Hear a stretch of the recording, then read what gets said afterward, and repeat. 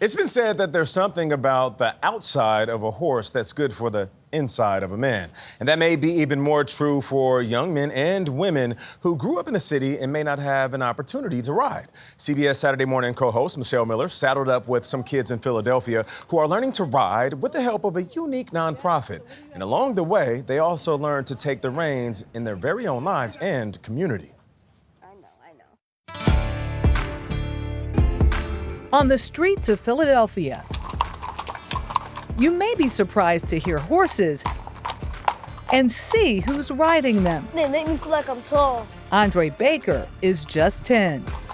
And sitting atop his favorite pony, Pandora, changes his whole perspective. Well, I'm learning how to ride something that's way stronger than me, bigger than me, that I probably can't control, but now I do. Wow. Because these are wild animals. Here on historic Fletcher Street, nestled in North Philadelphia, the opportunity to saddle up in the sport of kings doesn't cost Andre or his family a thing. At Fletcher Street Urban Riding Club, young people like Andre learn to take care of themselves and their community by learning to take care of horses. Good boy. The goal here isn't to keep kids off the streets, but to teach them to ride roughshod over their fears. The horse knows if you're scared. Yes. All I gotta tell myself is don't freak out, or the horse is gonna freak out and I might get thrown off. Hoofsteps have echoed down Fletcher Street for over a century in this unique community of urban horsemen that endures to this day. Would you consider yourself a cowboy? No, I'm not a cowboy. You're a horseman. I'm a horseman. See, put your hands. Ellis Farrell grew up just steps from the stables and has been riding here almost as long. This is my passion. I'm 86 now, and this is what keeps me alive. How long have you had a love for horses? All my life. So I always wanted a horse, so I said, well, as soon as I get me a job, I'm gonna buy me a horse. And then I ended up with 23. 23 horses? Yes. A few too many for Farrell to ride all alone, so he decided to share his herd with kids in the community and quickly saw how the horses helped them. Talk to him. Farrell, who's affectionately known around here as L-Dog, founded Fletcher Street Urban Riding Club in 2004 and built this barn on what was literally a pile of manure, transforming the land and the lives of neighborhood kids who've gone on to become jockeys, trainers, police officers, even an NFL player.